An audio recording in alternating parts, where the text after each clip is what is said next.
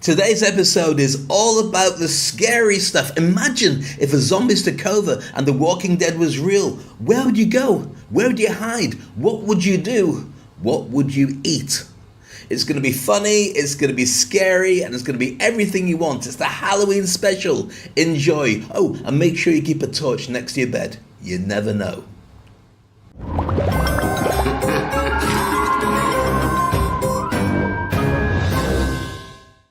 Hi, I'm Dave Crane, an ex-BBC journalist who transforms decision makers and business owners who are feeling unknown and scared to speak on stage into highly respected and branded industry experts who are frequently getting offered 5, 6, and even 7-figure contracts to do exactly what they did before.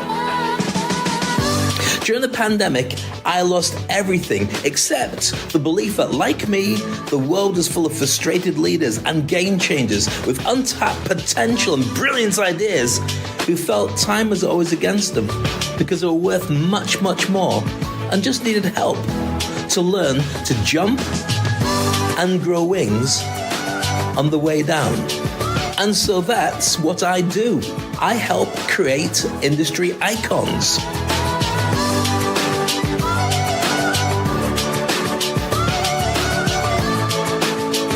Imagine being in constant demand, headhunted and interviewed because you're the visionary whose life purpose and passion are aligned.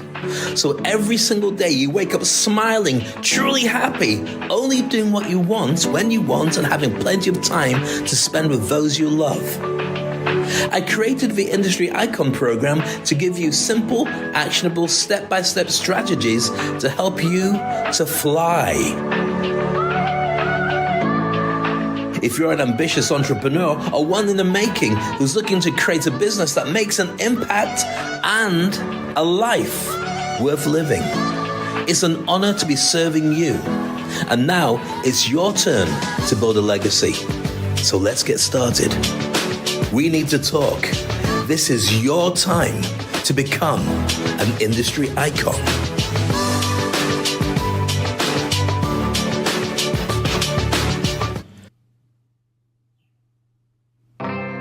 Hi, welcome to a Halloween special. My name's Dave Crane, and as you probably guess, I'm hiding in my cupboard because today's show is about something very different. And it feels very different. Because it's Halloween, I'm doing a show all about potential zombie holocaust and what it would be like to have a zombie apocalypse. And I know what you're thinking, oh Dave, don't be ridiculous. It's a stupid idea to put in something like that. Apart from the fact you think about it, what would a zombie holocaust be like? What would it be like? Very simply, it would be like the whole world had suddenly ended and you're told by everybody you had to stay indoors. Why? Because you would catch something from anybody you spoke to or talked to, or if you touched anything that they touched, there's a very good chance you'd catch this pandemic that made the world go absolutely bonkers, and then you could catch it and it's a killer disease. Do you get kind of where I'm coming from with this?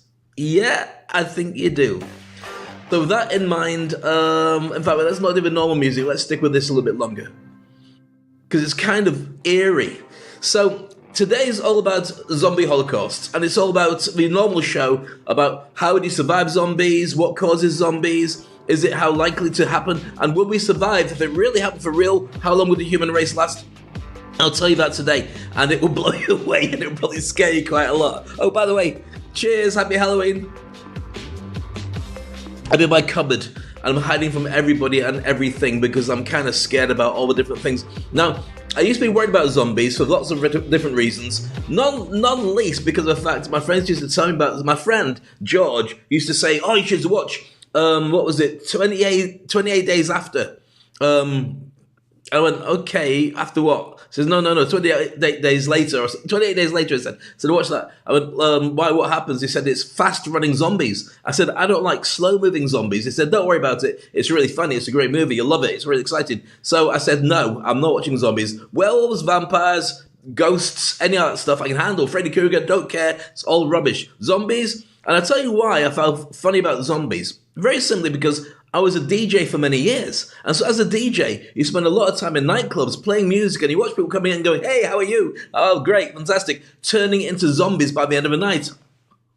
Oh, but never say brains. Brains, too difficult to talk to. No brains, that's my kind of chick. That's the kind of thing that people do. So as a DJ, I've always thought spending a lot of time in rooms full of people who are losing their mind, that could go bad. And luckily, knock on wood, it never has, but at the moment that Variety nightclub's up and running anyway, probably around the world. So that's probably not a problem for most people. So what would it feel like if you experienced a real zombie holocaust? Now, that's what we're going to be exploring. I'll also tell you the things you're going to do as part of a survival guide, and hopefully throughout today's show, we'll escape to safety. Now, I shouldn't really shout so loud, because the more I make my noise go, the more loud I get, the more danger we put ourselves in. Now, I don't know what that means.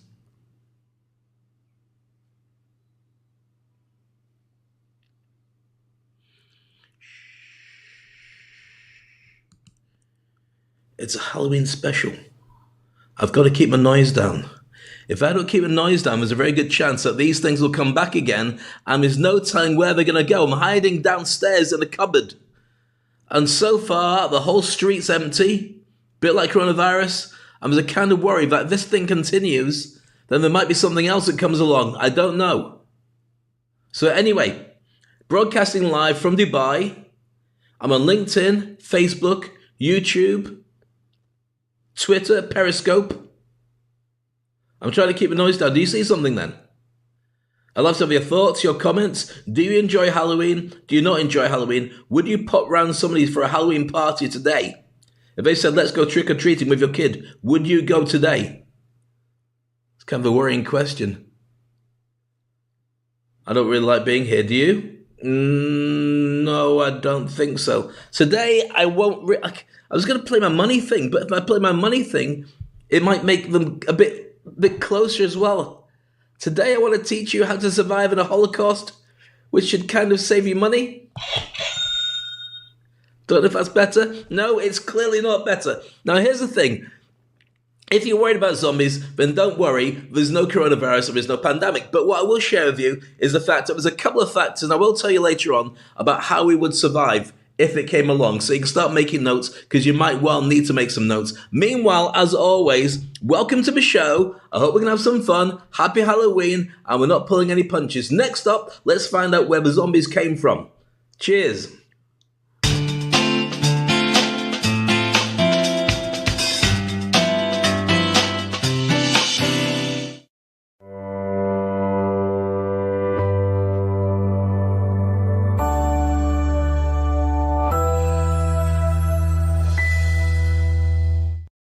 No world-ending scenario is more terrifying, more chilling than the possibility of a zombie apocalypse. Droves of undead roaming around, eating the brains of anyone they can get their hands on.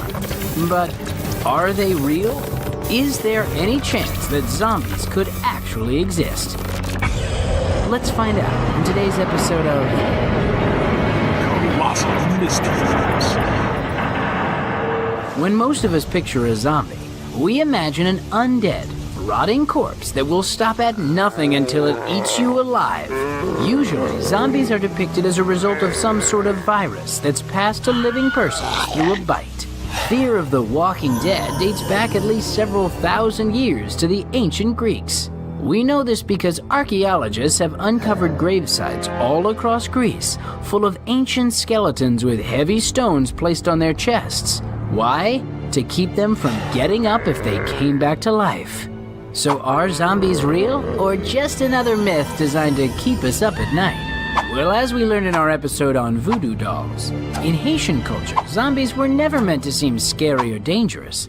They were seen as tragic. You see, in the voodoo religion, the zombies aren't actually villains. They're seen as victims. In Haitian folklore, zombies aren't mindless monsters. They're people brought back from the dead and controlled by a voodoo sorcerer or priest called a bokor. Originally, zombies were meant to make men fear becoming a zombie rather than being eaten by one. The truth is, most followers of voodoo religion today believe that zombies aren't real, and just about all scientific evidence tends to agree. However, there are those who believe zombies might have at least some roots in the real world, and their case is compelling. They believe that Bokors could use ingredients like herbs, shells, animal parts, and bones to create toxic powders. One of these mixtures, known as zombie powder, contains a deadly neurotoxin called tetrodotoxin. It can be found naturally in the flesh of pufferfish, and once ground up with other ingredients, it can be doled out in not quite lethal doses. If you believe the rumors, some real-life Bokors could either blow the powder into an unsuspecting victim's face or rub it into a wound, causing them to fall into a truly zombie-like state. Difficulty walking and speaking, combined with extreme confusion and breathing problems, would make anybody appear like an undead walker. Slightly higher doses of the toxin could even cause someone to slip into a temporary paralysis or even a coma, making them appear dead, and possibly even lead to their burial, only to have them revived and dug up later. So are zombies real? No. For now, zombies are just another frightening fabrication designed to fill us with fear. And it appears to be working. And now you know more about the real history behind one of the most popular fictional monsters. Remember to subscribe and check out more mind-bending episodes of Colossal Mysteries. only on DreamWorks TV.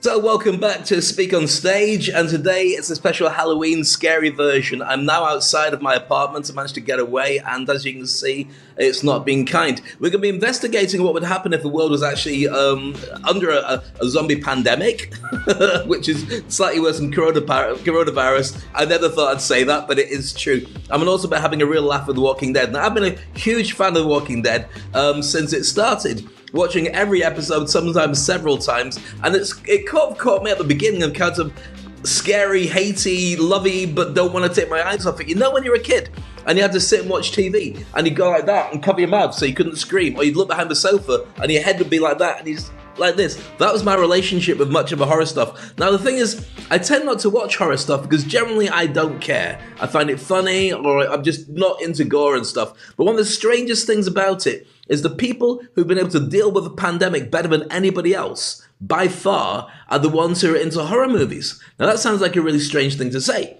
Why should it be, Dave, that they're much better than most people are dealing with it? Well, because they live in a world of what happens if something goes terrible, how can I get my head around it? So the subconscious has been built up to deal with these kind of challenges. Not necessarily a zombie holocaust, but just the idea that there can be danger, and so they flatline. Not dead, but just chilled out with it, generally better than most people. So just well done for the zombie fans. Well done, I'm really proud of you. In a kind of creepy, not really proud of you, didn't help anybody kind of way.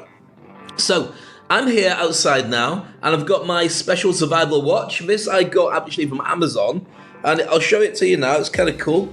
It's got a couple of bits in it. It's got this little flint that comes off here. Can you see that? There's a flint, and that allows me to light a fire.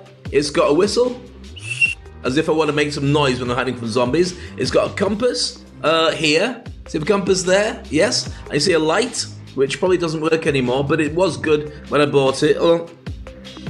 No, battery's gone. I'm stuffed for that then. I've got a special knife, which I can pull out, that's got a multi-tool in it. You see? Because if I ever need to do anything like start a car, that's really going to help. No. And I've got various bits and pieces that help the splints and so on. So that would be... Oh, and of course, the strap unravels and becomes about 3 meters long. So if I ever need to hang myself because I've had enough, surely that'll be good enough. But apparently it's good for a hammock, or it's good for fishing, or a few bits and pieces. And these are really cool gifts, actually. You can get them for friends that are worried about coronavirus or worried about what happens when the zombies arrive. And they cost generally, I think mine was about $10 each or something. Just go and have a look. Look them up. They're called survival bracelets. And I think they're kind of cool in a kind of, Dave, stop playing with gadgets. Do you really think the world's going to end kind of way? To which the answer is, I don't know. It kind of points in that direction a little bit, doesn't it? Don't you think? Now, what would happen in a real case of this? We will look into that. We'll also look into what you could do, which is bonkers. And also we're going to have the laugh later on with something. Oh, and also we're going to find out what would be like first from your own eyes if you had to run away from a zombie holocaust. If you're scared, by the way, then I apologize. It's still me, it's still Dave. I just thought we'd do something different today because kind of the current climate where everyone's in lockdown and kind of the fact I kind of find it funny. And I'm a big fan of Walking Dead, Fear the Walking Dead, Walking Dead Go Shopping, Walking Dead Kids, Walking Dead. There's a lot of different shows. Most of them are rubbish. Walking Dead's a bit rubbish, but Daryl and Carol and Barrel and Charol, fantastic. Money's on them. So next up, I'm going to try and escape in silence down the street. What I'm going to do is give you now the zombie survival guide, all the things you need to consider doing if you're ever stuck and the zombies come to find us. Ready? Good. Here we go.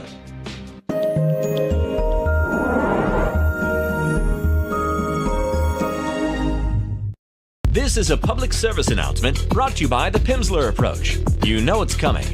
A zombie apocalypse is imminent. The question isn't if, the question is when, and most importantly, how to survive.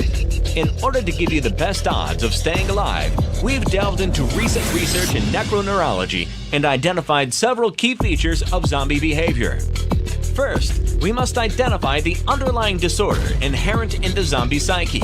We must get inside their heads and find out what really makes them tick. Zombies suffer from consciousness deficit hypoactivity disorder, CDHD, or the loss of rational, voluntary, and conscious behavior replaced by delusional, impulsive aggression, the inability to coordinate motor linguistic behaviors, and perhaps the most problematic issue, an insatiable appetite for human flesh. Second, we must understand the zombie brain structure. Through detailed scans, the exact brain areas that have been destroyed can be reconstructed, allowing us to see significant brain tissue loss. Recreated in the human brain, the damage profile corroborates the behavioral problems of zombies.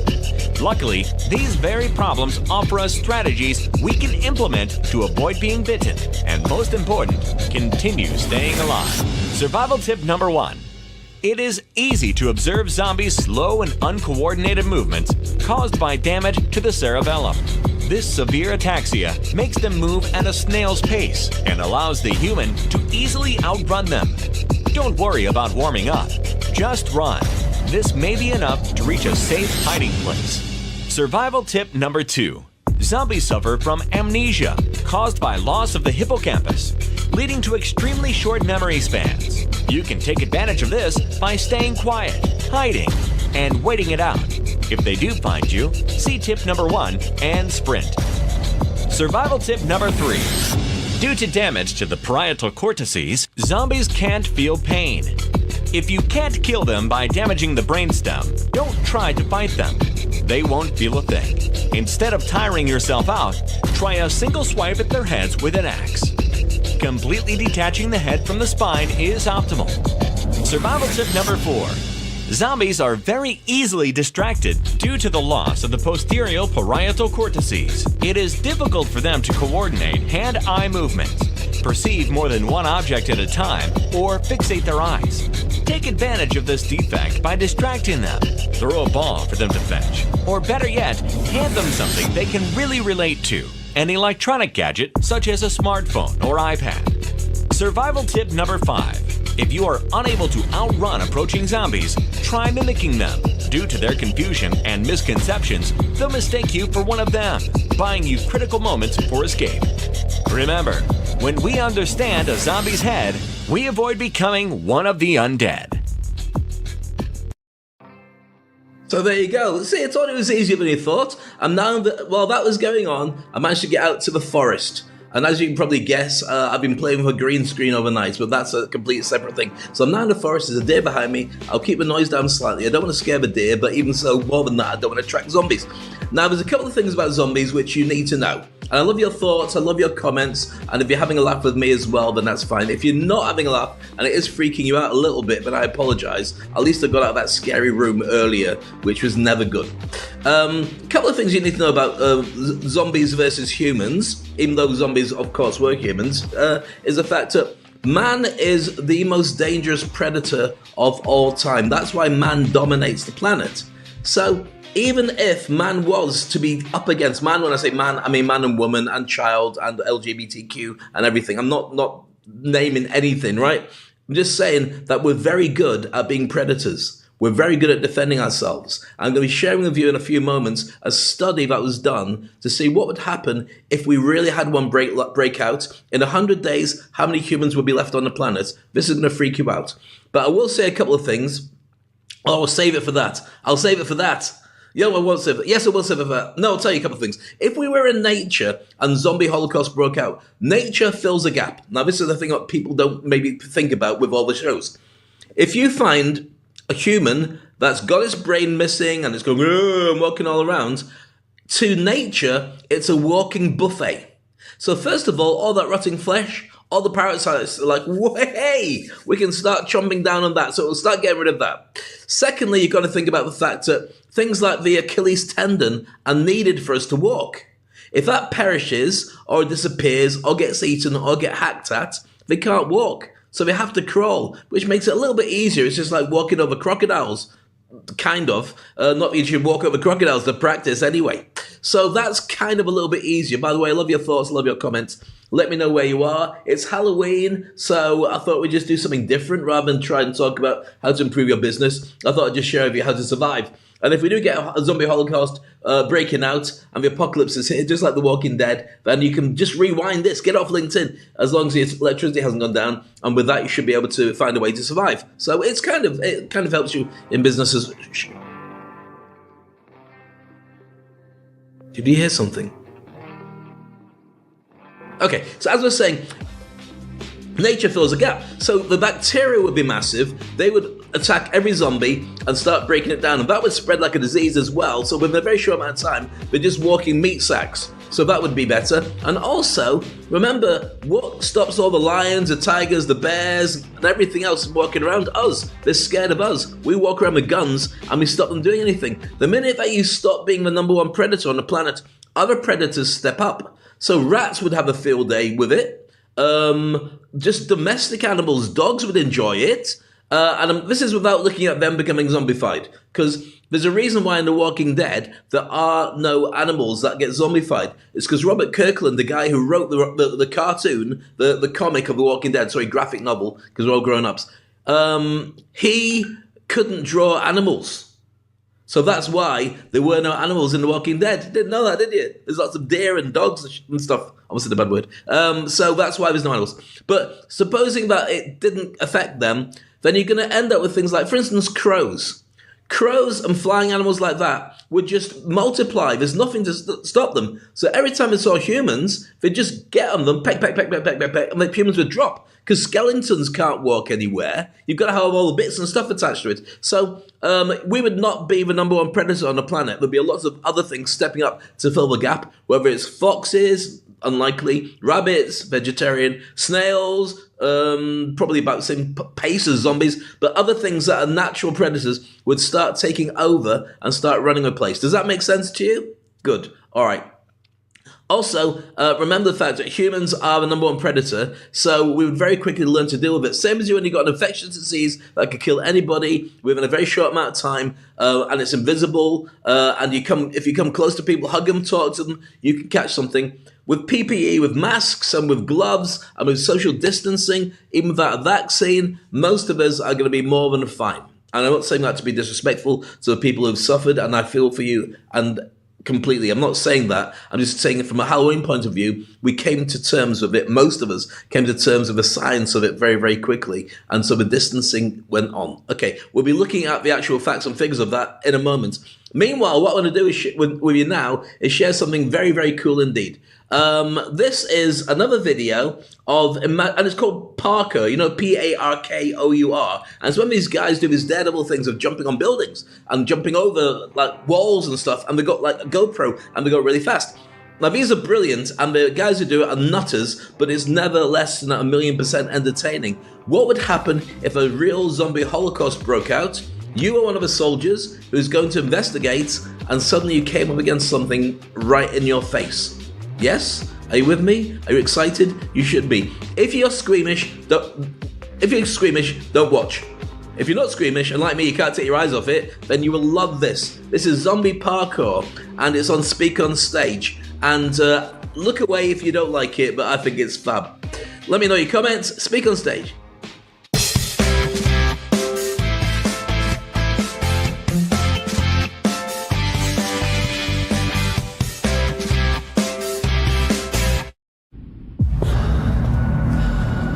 one of ours. You go check him out. I'll copy you.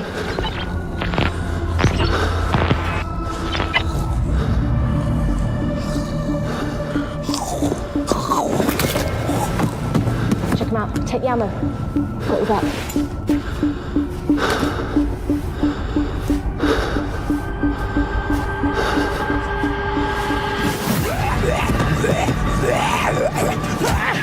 Get back to me!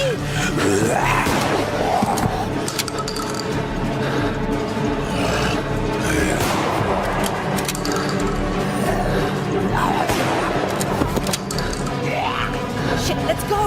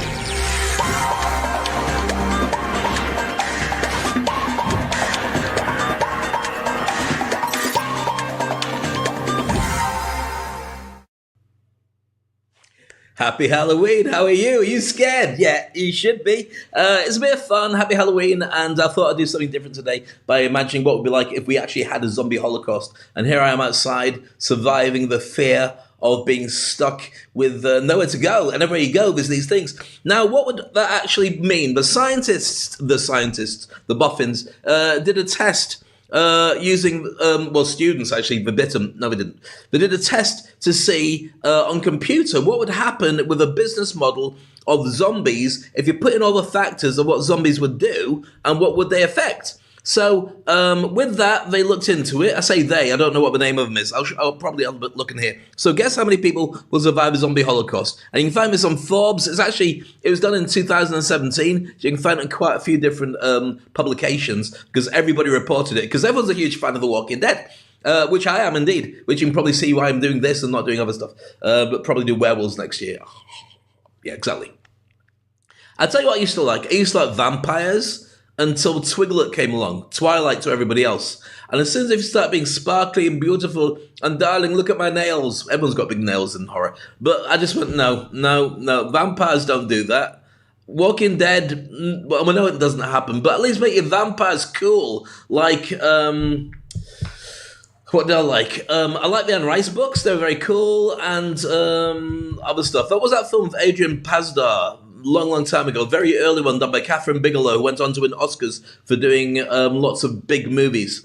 Can't remember, can you? And I can't remember anyway. Anyway, it was a good one. It was good. So how many people would survive a zombie holocaust? Let's have a look at it. The facts and figures come from a test that was done from students at the Department of Physics and Astronomy at the University of Leicester, and that's in the UK. And so they looked at it and they basically brought all the bits together to make a computer program. What would happen if you put it in that the zombies arrived, and they also assumed that if you were attacked by a zombie, there's a 90% probability that you'd be infected. They said that within that, a zombie would die after 20 days if it didn't feed on brains, and the zombies can basically have one person per day, and then they're full. So that's enough brains. Just like if you go and you get too much fast food, you go, oh, hey, I'm probably full. So they set the population of the world at 7 billion. Are you reading about this, by the way, as I'm doing it? So the population of the world, at the time, they said 7 billion. It doesn't last 7 billion for very long, I can promise you. If I'm speaking a bit fast, I'm sorry. I'm kind of excited by this show. It's Halloween, and it's all about zombies for fun, which I think is funny. Not funny, but it's funny. And if it happens for real, then it's not funny then. And if it did happen for real, by the way, I can promise you this, I would get bitten. Well, if I was single, I'd get bitten, because I'd just do it. The odds of me wanting to stay around and live in a zombie pandemic where everybody could bite me are zero. I don't want to know. I'd probably bite myself and then just end up that's it, done. My money's on the zombies, okay? That's what I would do. With a family, obviously you wouldn't do that. You'd bite your family, and no, you wouldn't. I don't know what I'd do. But that's the point. Oh, question for you. Would you go trick-or-treating? Are you going trick-or-treating? Are you going around for a Halloween holiday or Halloween party tonight? What do you think? Yes, no? Give me a yes or a no. Interesting. So anyway, let's get back to this survey. So they basically put it into the computer and they said, right, what would happen when it all hits the fan? So put it in again. Day 20, the zombies have gone around and it's just suddenly exploded. Before then, it was a quiet pandemic. Day 20, it goes bonkers. Now, we're not putting in barriers like water or land. We're just treating it all as one thing. Zombies can swim or they can float or whatever it is. So we've got this basic idea. On day 100 of the zombie holocaust, don't read it. Do you know how many of us would be alive? 181 people left on the planet. 181. Let me turn the music up. 181 people left on the planet if it was a zombie holocaust. Bit of a sobering thought, isn't it? Now, I know what you're thinking. You're thinking, Dave, that probably doesn't include me. No, it doesn't include me either. But let me just share with you a couple of factors they put into it then, because that was kind of grim. 181 people.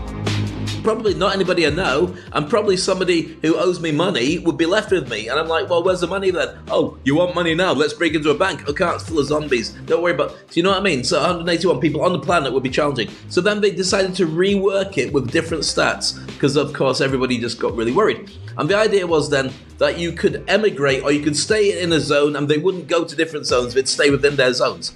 So it gave you the opportunity to then last a little bit longer, kind of a little bit longer. And according to this, it says then you start off with one zombie, and they've got 3 zones, A, B, and C. So you start off with zone A, which was connected to zone B, and B was connected to zone C, but B and C, A wasn't connected to C. So at least you have a little bit of chance to sort of get your act together. And you'd basically run to the mountains, you do all that kind of stuff, but they reckon that in about 3 weeks, again, it would go bonkers. About a week later, the zombie population would decrease. Now, the thing they put in that was different for this was a zombie could live for a year without biting anybody, not just 20 days. So if a zombie lived for a year without biting somebody, then what they worked out was that we would basically live around to, after 100 days, there'd be 273 uninfected people left in the world. That's not much better, is it? It's not. But then they decided to put some different factors in. I'm just reading it because I want to get this right from the business models. So first of all, people are not going to sit around and go, oh, I've been bitten. Oh, I thought he was bringing pizza. I should have seen the bloodshot eyes and the kill, kill, kill brains conversation coming out of them. There was a danger there. So what it's saying is that people would then not go into like shopping malls to hide. They'd go for mountains, they'd go for places where you could spot them from a mile off. You get in boats and do all that. And that changed the game quite considerably because it meant that we'd actually be able to survive long enough to be able to cut our losses, and the zombies would be gone at one point, which I'll tell you about in a minute. So then we could start reproducing babies at a rate of maybe 1 every 3 years per couple. If there's a couple, I think you'd make a couple after that long. It doesn't matter who the couple is. Granny, come here. I'm ready. No, you wouldn't. Can I delete that? By the way, it's gone. All right. So then, according to this, you get rid of all the zombies in 1,000 days. If we were able to look after ourselves, and what we'd end up with, let me just see if it's got the figure here. It says that the figure of the amount of us that are left would be, oh, don't press that button, cancel that, would be about 700, and if there's 200 million uninfected left after 100 days, we're a lot better than losing 7.5 billion. So that's basically how it all work out. If zombies were delayed, okay. So that means that we'd have about 200 million people surviving on the planet. Everyone else is eaten by zombies, but with that, you could roughly get away with it. With that, you could kind of get away and last until day 1,000, which is about 2.7 years, and then we can start the population going again. And they reckon that about 25 years later, we're starting to build up our population, start to repopulate. Zombies have all gone, and we're all good, and so on. But that means that ultimately, out of every 10,000 people, only 88 people survive. So that looks bad, because it probably is bad. But the zombies would have a harder time than anything, because they would have nothing left to feed on, thank goodness, and they'd disappear shortly after. And so there we are. That's nice, cheery stats to make you feel great about what would happen if zombies took over. I hope that's made you feel good. As I now have to navigate myself, it's looking dark out there, it's looking overcast, a little bit scary, and let's see if I can get away from everything. It's not great. Hope you're enjoying the Halloween setting. It's Speak on Stage.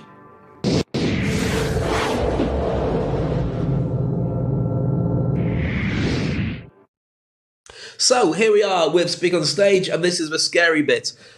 How to survive the zombie holocaust if The Walking Dead really came true. And today is just a one-off show. It would be a one-off because after that they get you. But I thought with the coronavirus and everything else, I know it's a bit tongue-in-cheek, tongue very deep in cheek. It's not a million miles away from if that one step happened where people actually decided to catch it and eat you at the same time. Now, there are precedents in nature for that to happen. There is some kind of fungus that takes over an ant and turns into a zombie, so it can then direct things to eat other ants or ants to eat other ants. I don't know. It's not good. But we won't dwell on that. Let's just stay in a happy place instead. Okay, so with that in mind, let's look at the things that you can do in a zombie holocaust, which would make everybody survive and hopefully be groovy and very happy as well. Not gravy, because of course you eat that with meat, which technically you'd be in a zombie holocaust. The picture you can see there is from a zombie TV show, Walking Dead. That's Rick on horseback. And that was actually, I think it's superimposed with Wuhan, where the coronavirus originally started, as a picture with the backdrop there. So, not so good. All right, so let's get into it. What could you do? What would you do if we're stuck and we had to deal with a coronavirus-style thing that actually meant people ate people? First of all, let's remember this. Man is the biggest predator of all time. We are the most dangerous predator. We would be able to work out a way to deal with it. It wouldn't just be us versus zombies. It would be us working it out. So you got to be careful of that. We would beat pandemic, same as we are now, and we would beat the zombies. Number 2 is this one. He said, with his computer failing, that's the first thing that's going to go, computers. Okay, learn how to make fire without matches. So that means with wood, or anything that keeps you warm, safe, and attracts attention. Give me 2 seconds, actually. I hear my family outside. I don't want to make sure that they are safe after all. It's just freaking me out a little bit. You just keep an eye out for things. Bye! Bye! Bye! They've gone. Nothing. That was a bit spooky and scary. I'm sure I heard them. I better close the door again, not go downstairs. All right, so going back to that. So we would learn how to use fire, which would be very strategic because it keeps you warm, helps you cook if you want to cook, which keeps you safe, and also can attract attention if you want to tell people, I'm here, come rescue me. Or also, if you decide that what you want to do is start a distraction, zombies love it because it's kind of there and shiny in a way, and so they go off and find it. So that's another thing you need to be aware of when it comes to zombies. Are you enjoying the show, by the way? It's a bit different, it's a bit scary. If you like zombies, you're probably going, ho, ho, ho. And if you don't, it's saying, Dave, I'll never watch you again. You're freaking me out. But that parkour thing was very good. All right, so number 3, boil water. You're going to need a clean supply of water, and you need to know how to make it. I would not recommend recycling your own because it's going to taste like pee. So make sure that you have a way of boiling water. About a minute will boil it clean. And apparently if you're in the mountains, about 3 minutes is about right because of the temperature. The heightened distance means that you're going to have a different effect when you do it. Okay, learn how to get water as well. Some places have a lot of rain, some don't. You might have to bottle it, but you might have to see places where you can collect it and so on. All right, so number 4, get used to survival techniques. I've already shown you my survival watch. Yeah, my bracelet. Look at that. Cool, isn't it? So make sure that you know enough stuff, which means doing a crash course on where to stay, what to eat. Don't just go restaurant guide. Okay, what we're going to do, we'll go to Mucky D's, we'll go to Subs, and we'll probably pop into the Burger K on the way because, you got to have a balanced diet. No, you are the balanced diet. So you need to work out what you eat, grubs and the worms and all that stuff. If you have to, some survivalists swear by it. Yum, look, insect, full of protein. No, I don't care what it's full of. I'm not eating it. I would prefer to go back to Mucky D's for obvious reasons. Shouldn't say that. Okay. So therefore, you need to know also what to do when faced with all those survival things. Where do you hide? What do you need to protect yourself again? Do you need to put plastic bags over your socks so you don't get a trench foot and stuff like that? These are things you really need to know. So you probably have to buy a book in it because the internet might be down because you couldn't charge your phone unless you got a solar powered phone, in which case, happy days. But who are you going to call? Ghostbusters. Very funny. Okay, number 5, first aid. You'd have to know first aid, basic medicine, how to patch wounds, how to stop cuts from getting more infected, because you never know what's going to happen, and you might need to patch yourself and or other people at a moment's notice. My suggestion is if somebody goes, oh look, I've got a bite mark, can you get me a plaster? You say, yeah, the plaster is about 1,000 miles down the road. Let me just go and get it for you. Oh, I might go very slow, but just stay here. You should be fine. Oh look, badger. Yeah, that's what I do. So if you're with me, I'm apologizing now in advance. I'm not coming back. All right, number 6 is this. Oh, they're still downstairs. That's nice. Still alive. We found this still alive, Dave. That's better. Okay, learn to fish, hunt, and forage. That means learn to basically get your own food. Now, if you're like me and you're an entertainer, then that means that you're used to going out and getting your own business, which is why during the coronavirus and lockdown, I've been knocking on doors and still been fine. And many people have been going, no, but I'm waiting for things to get better. Things won't get better. In that case, with a zombie holocaust, guess what things are going to get? Things are going to get a lot worse. So you're going to need to learn to be able to get food, and for a while there's going to be tins and noodles and stuff like that, and you'll find boxes full of stuff in supermarkets, but also full of zombies at supermarkets, which is actually pretty close to what supermarkets are like a lot of the time. If you go shopping and you got your headphones on, you look around and just go, what are these people doing? Oh, beans, please. Beans, please. And they've got the milk over there. I'll get it. Fine. So that's basically what it's like. So you're going to have to find a way to get your own food from wherever your food would come from. Number 7 is this one. Excuse me. Learn a safe place to camp and sleep. Remember, when you're sleeping, you can't protect yourself, so you want to go up as high as you can do, because the last thing you want is things that go chomp in the night. You know what I mean? That's a little joke, because normally you'd say you don't want things that go bump in the night. Chomp in the night is my pun on it, which is not as funny as I thought it was. So let's move on rapidly to the next thing. All right, number 8, get used to endurance running. Now, the thing is, with endurance, it means actually that you can't just say, I'll just run a little bit and stay ahead of it. Because if you trip, and in horror movies, they always trip. Oh no, my knee's gone. Or, oh no, my shoelace is untied. I'll just take a bit of time in plain sight to tie it up. No. Tie your shoelaces like a mother. Like your mother would tie them. That's what I meant. So then you don't have any problems. But you're going to have to use to getting fit. Do not get bladdered, as in do not drink too much. You can drink your coffee, but it's going to be cold and granulated, and you might not want to waste your water because it dehydrates you. But this is good coffee. It's by Burberry mug, no less. Very nice. So with that, you'd probably want to work out how to get fit. You'd learn how to be fit anyway. You'd be running all the time, and you'd tell people on a moment's notice we should run, but run very quietly. Don't go, I'm really tired. Oh my goodness, I should have got fitter at school. Don't do that because they hear. We're not deaf. Might be stupid, but not deaf. Number 9, get used to heights. As I mentioned before, if you don't like heights like me, you're not a big fan, then just get used to it because there's a difference between being dinner or being up high and going woohoo. I think the woohoo wins quite a lot. So get used to that. Climbing leads to safer ground in 99.99% of cases, especially when it means getting to the mountains and getting away from most things. All right, number 10 is this. Always think of a worst case scenario. Think of an escape plan. You walk, and this is what military people do. They always think about the angles. James Bond, Jason Bourne, Jack Bauer. Anybody else who's got a JB in the name? Jimmy Blulamana?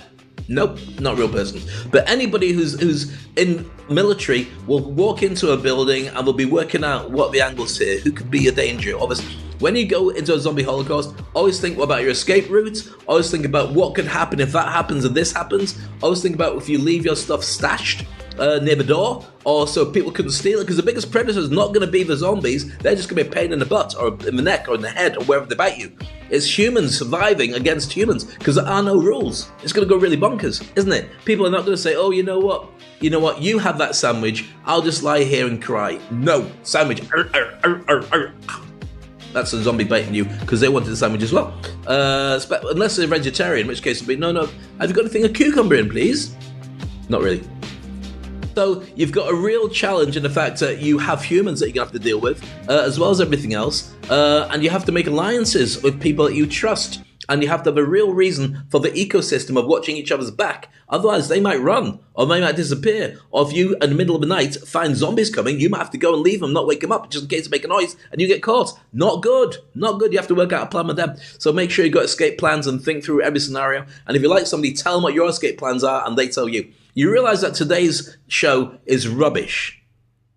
I'm making it all up. None of this is true. We're never going to have a virus that would turn us all into zombies, or one that would be a national or global pandemic. Second bit's true. First bit is still, to my knowledge, true. All right, so there you got to look at what you're going to need. I would suggest that you get yourself, don't get here. I've shown you this earlier. I've got this survival tool, right, which you got for about $10, which you get fishing rods and all sorts of, fishing line, not fishing rod. And this is the knife that you get with it, and it's very sharp. Ow! But I don't think you're going to kill anybody unless it's an ant and it doesn't move very fast. So you're going to need something. Now, what's the best kind of weapon you can get? Probably a machete. Why? Because it's good hand to hand, it's good for chucking at somebody's head, and it's good for using for just normal stuff. So machetes would be good. A little knife might not be strong enough if somebody's got a bigger knife. Remember Crocodile Dundee? Not be fighting crocodiles or a man called Dundee, but you get the basic idea of that. You'd look for a weapon, maybe a projectile weapon. If you're good at bows and arrows, that'd be fantastic, just like Daryl from The Walking Dead. Or a crossbow, not so much, because you have to load it. It could take ages. A machine crossbow will be good, but they only exist in Mad Max.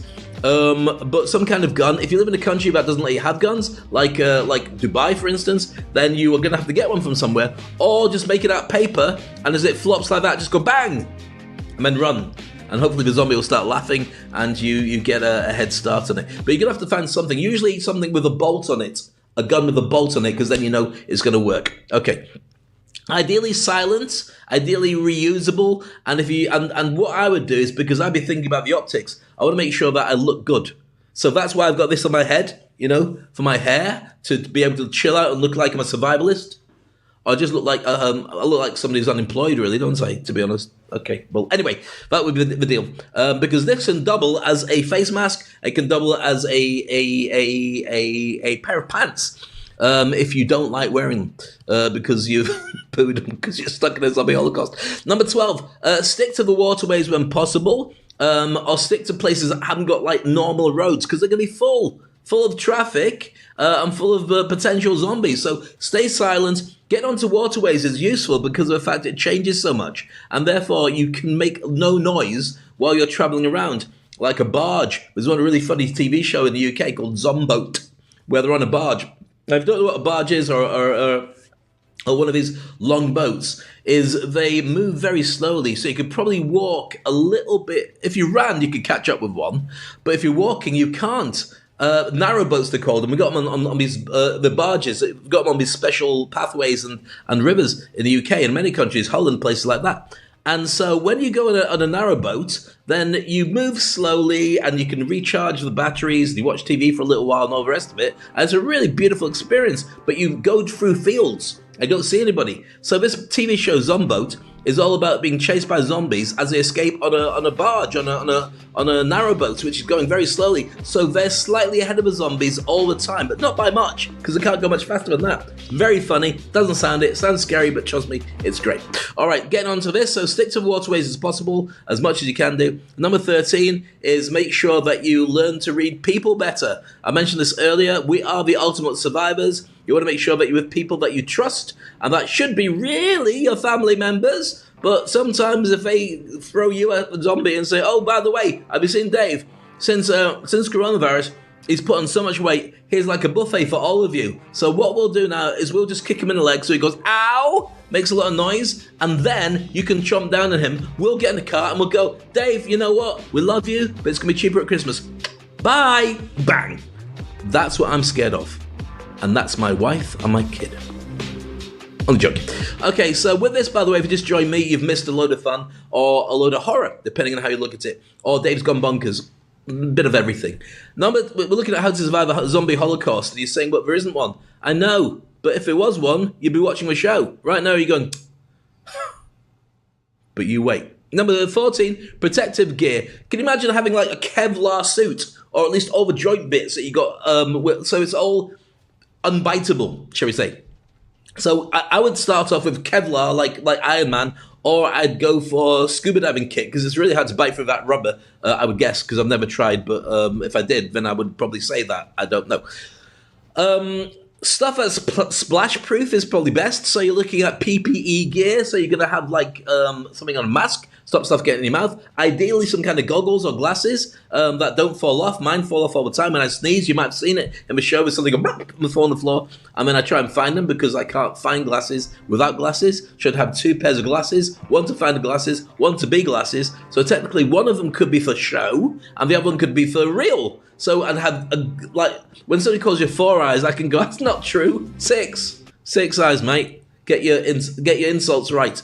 And last but not least is this one. I think it is. I'm hoping it is. And maybe it would be. Okay.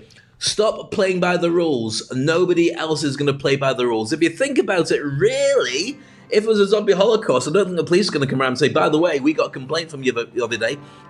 We got a complaint, but somebody came around looking for food, and they're very polite. In fact, we didn't say anything. We just came in your house, and you sat watching TV. The TV wasn't on. Obviously, there's no electricity, and there's nothing to be broadcast. But they came over just to say hi in a kind of way, and you put an axe through their head. That's not nice, is it? Really? We should do that? And it'd be kind of like, have you seen Eddie Izzard when he talks about the cake or death sketch on the Death Star?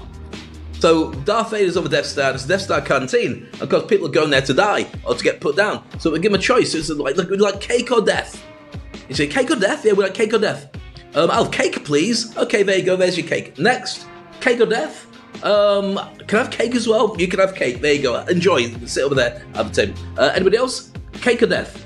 Cake? Fantastic, there you go. Enjoy your cake with some cream on the tables. You can help yourself. Next one, cake or death? Oh, I'll have cake as well. What? Oh, I'm afraid we've run out of cake. What? We've got no cake. We only had 3 pieces, but unfortunately we didn't realise there was going to be such a rush. So you've got no cake. So what? You're saying my choices are death or death? Yeah, I'm afraid that's it. Well, that doesn't seem very fair. No, it's not fair. That's just the way that death really works. Well, is there anything else? Would you like chicken? I'll have chicken. Would you like some white wine with that? Yes, please. Thank you very much. And then it's just like being on a plane. He's very surreal, he's very funny, and he's funnier than that. Okay, so with that in mind, then let's look at what this whole show is all about. I'm going to finish off today, by the way, by sharing with you The Walking Dead comedy, A Red Nose Day special, which is very funny, and also something from Bad Lip Reading, which is when they do the Bibbidi Bobbidi song from The Walking Dead. And you don't know what that is, but if you're a Walking Dead fan, you'll laugh your head off. If you're not, then you will become one, and it's worth watching as you're stuck indoors. There's about 10 seasons already. You can watch on Netflix and possibly on other channels too. And it cheers you up after a while. The most depressing show in the world makes you feel better, because you say, well, at least they're outside. At least I get to talk to people when we're not getting eaten. Love your thoughts, love your comments, make sure you subscribe, and next look at the Industry Icon program and tell you how you can get loads of free stuff from me on Speak on Stage.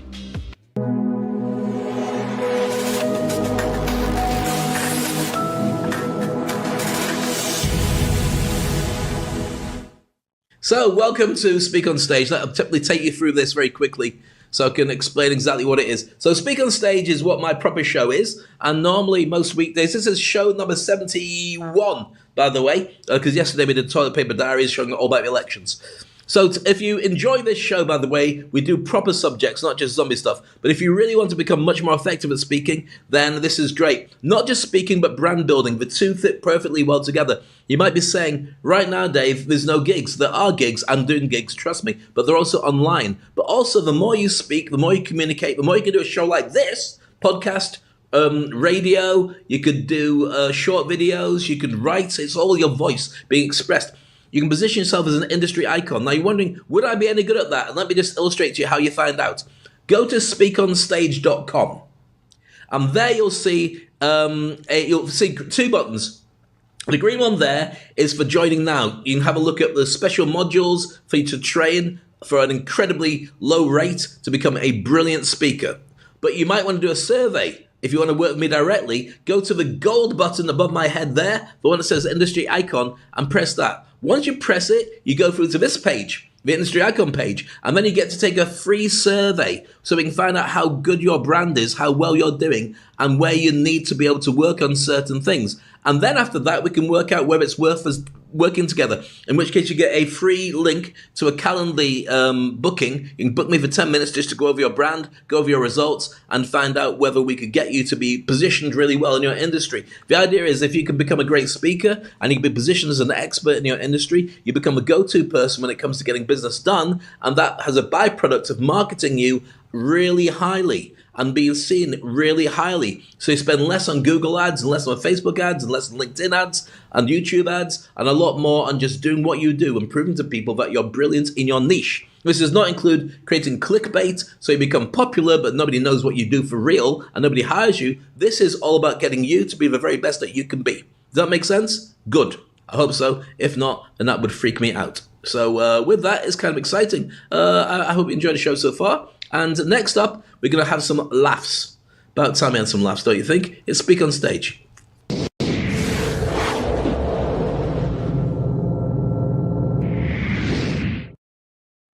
So now I've got away. Now I've done all my plans. I got away from the zombies in the cupboard. I got away from the zombies in the high street. I got away from the zombies in the forest.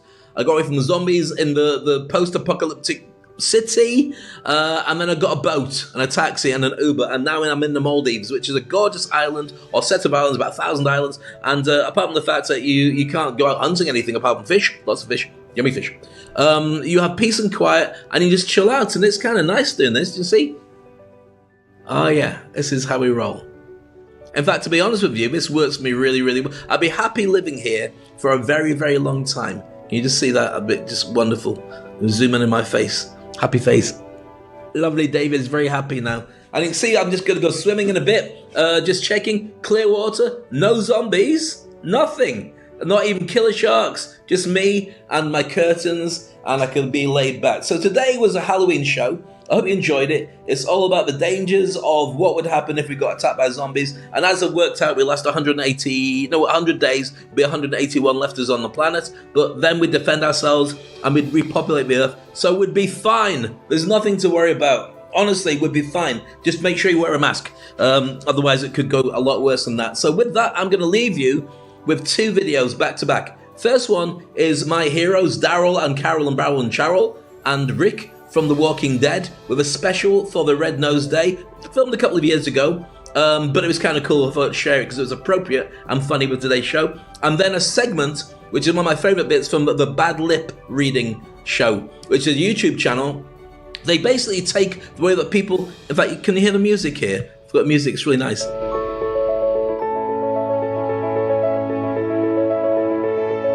Happy and positive. It makes you feel good, doesn't it? We're on our island in the Maldives now, and it's beautiful. Gonna go fishing, might order a pizza. What pizza would you like? Flesh pizza, please. Zombie flip. No, none. I'll just have fish. Fish and chips. No chips, I'll have fish. I'll catch myself. I'll go for a swim. I'll take this off. Not a problem. Okay. So basically, here we are in an island, and I'm going to leave you with two videos, which I find very funny. First one is the cast of The Walking Dead, a couple of seasons ago, but it's still very good. And also my favourite bit from the Bad Lip reading channel, and we do loads of stuff about Biden versus Trump. We got a brilliant one all about the last general debate that they had, the first debate, where they look at what people are saying and they voice over what they might have said if it was something weird and funny, as opposed to what they really said. Are you with me? It's kind of cool. So I'm going to leave it with that. Thank you for your time. I love playing with you. Enjoy the Industry Icon program. Make sure you take the survey, and I'll be back with you to talk about some incredible stuff. I've got a show lined up for you which you will love. You'll love, all about telemedicine and the future of health across the globe. And that's one which, if you're involved in any kind of medical work, or you're interested in it and you're paying insurance or not paying insurance, then it will blow you away, because there's loads of opportunities for you to get involved. Meanwhile, on behalf of myself, I'll go see if I can find my family. They're probably wandering around looking for food or people to eat. It's been a pleasure playing with you. Look after yourself. I'll see you soon. Speak on stage.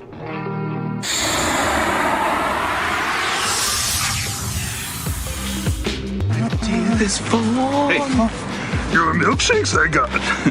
Yoda. This guy's an idiot. I got the extra BGAs, right? Yeah, sure. Cool. Bye. Thank you. Get the hell Ow. Get out of here. Oh, you got a little stuff. I mean, it's just so much blood and gore and horror. There's more than that, though. It's the suspense and the drama and the horror. Yeah, I said horror. I mean, don't you just wish you could do something lighter? Or what? I don't know. I mean, it'd be kind of amazing, freeing to do something completely different.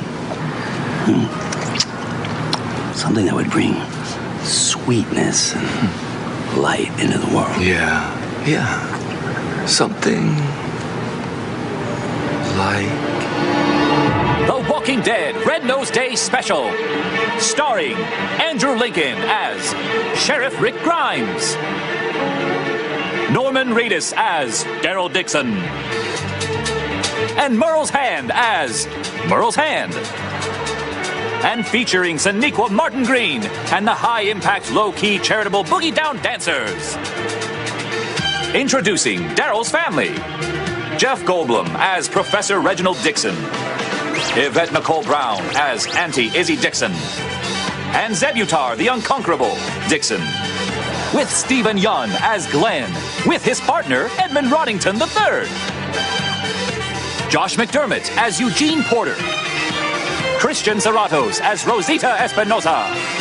With special guest stars, Dax Shepard as Han Solo and Chris Hardwick as Han Solo. With music by Coldplay, David Morrissey, and a 16-minute drum solo by Melissa McBride. With Ross Marquand as Columbo Jack Nicholson. And an animated Walking Dead story from Robot Chicken. Still in progress. Tonight on the Walking Dead Red Nose Day Special. No, we ain't doing that. No. Alas, we shan't.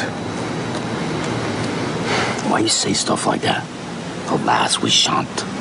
You know you got something on your... Mm-hmm. No, wait. Just hold on. Right there. Happy Red Nose Day, everyone.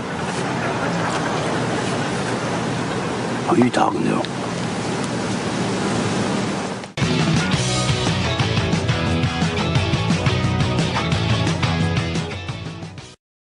Let's get to it. We're on Broadway. I once knew a kid, his tongue fell off in his sleep. La bibbidi bibby dum, what? La bibbidi bibby doo. This is a violet. No, it isn't. Well, it could be a flower. The other night, there was this movie that was all about gardens called Bloody Shrimp. You got a problem? Yeah. I just found out that we missed Halloween. Yeah. I always wanted a Wookiee, and I found out they weren't real. Thanks for nothing, George Lucas. La bibbidi bibby dum, la bibbidi bibby doo.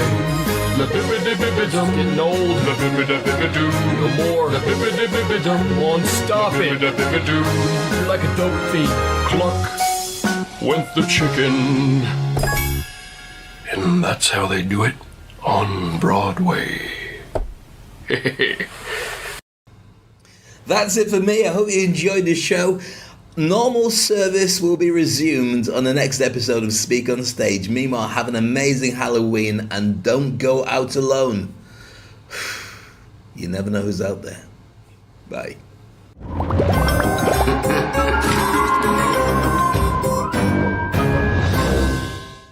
And that's it for today's podcast. I hope you really enjoyed it. It's been a pleasure having you here with me. If you go to speakonstage.com, everything you need will be there. You get access to my blog, you get past and present podcasts, find out about the events that are upcoming, and also you could join the Game Changers and join our global community, our membership. We're changing the world. Similarly, if you really want to push your brand and get speaking gigs all around the world, then you've got to become an industry icon. Book a session with me, we'll have a chat about it, and you can get our online courses to become an amazing speaker and also position yourself as the very best in your niche. I look forward to catching you soon on another podcast. Meanwhile, have an amazing day.